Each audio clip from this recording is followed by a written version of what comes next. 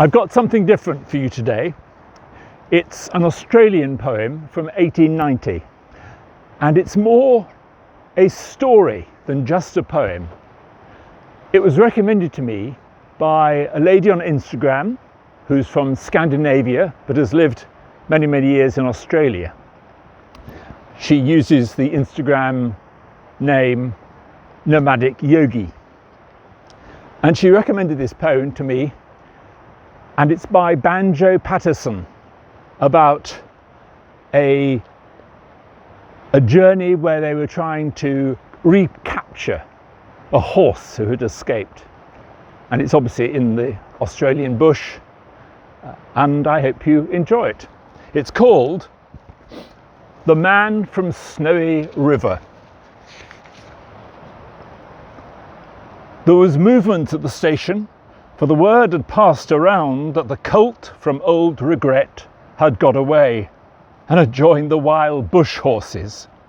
He was worth £1,000, so all the cracks had gathered to the fray. All the tried and noted riders from the stations near and far had mustered at the homestead overnight. For the bushmen love hard riding where the wild bush horses are, and the stock horse snuffs the battle with delight. There was Harrison, who made his pile when Pardon won the cup. The old man with his hair as white as snow, but few could ride beside him when his blood was fully up. He would go wherever horse and man could go. And Clancy of the Overflow came down to lend a hand. No better horseman ever held the reins, for never horse could throw him while the saddle girths would stand.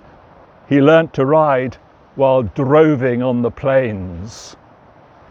And one was there, a stripling, on a small and weedy beast. He was something like a racehorse, undersized, with a touch of Timor pony, 3 parts thoroughbred at least, and such as are by mountain horsemen prized. He was hard and tough and wary, just the sort that won't say die. There was courage in his quick, impatient tread, and he bore the badge of gameness in his bright and fiery eye, and the proud and lofty carriage of his head. But still so slight and weedy, one would doubt his power to stay. And the old man said, "That horse will never do for a long and tiring gallop. Lad, you'd better stop away. Those hills are far too rough for such as you." So he waited, sad and wistful. Only Clancy stood his friend. "I think we ought to let him come," he said. "I warrant he'll be with us when he's wanted at the end, for both his horse and he are mountain bred. He hails from Snowy River, up by Kosciuszko's side, where the hills are twice as steep and twice as rough, where a horse's hoofs strike firelight from the flintstones every stride. The man that holds his own is good enough." And the Snowy River riders on the mountains make their home where the river runs those giant hills between. I have seen full many horsemen since I first commenced to roam, but nowhere yet such horsemen have I seen. So he went. They found the horses by the big mimosa clump. They raced away towards the mountain's brow, and the old man gave his orders. "Boys, go at them from the jump. No use to try for fancy riding now. And Clancy, you must wheel them. Try and wheel them to the right. Ride boldly, lad, and never fear the spills, for never yet was rider that could keep the mob in sight if once they gained the shelter of those hills." So Clancy rode to wheel them. He was racing on the wing, where the best and boldest riders take their place. And he raced his stock horse past them, and he made the ranges ring with a stock whip as he met them face to face. Then they halted for a moment while he swung the dreaded lash.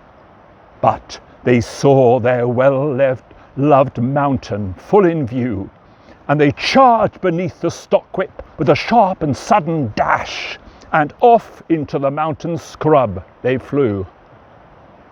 Then fast the horsemen followed, where the gorges, deep and black, resounded to the thunder of their tread, and the stockwhips woke the echoes, and they fiercely answered back from cliffs and crags that beetled overhead.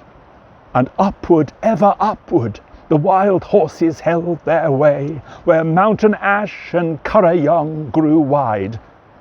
And the old man muttered fiercely, "We may bid the mob good day. No man can hold them down the other side." When they reached the mountain summit, even Clancy took a pull. It well might make the boldest hold their breath.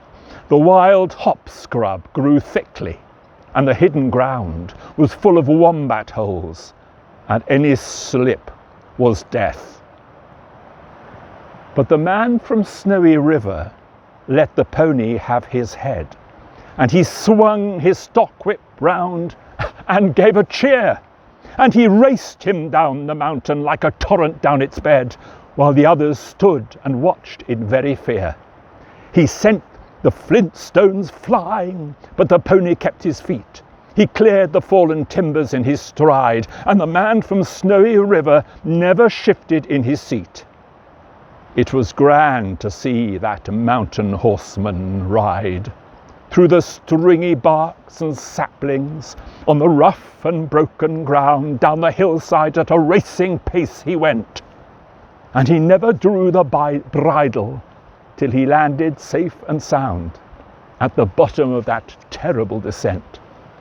He was right among the horses as they climbed the farther hill, and the watchers on the mountain, standing mute, saw him ply the stockwhip fiercely. He was right among them still as he raced across the clearing in pursuit.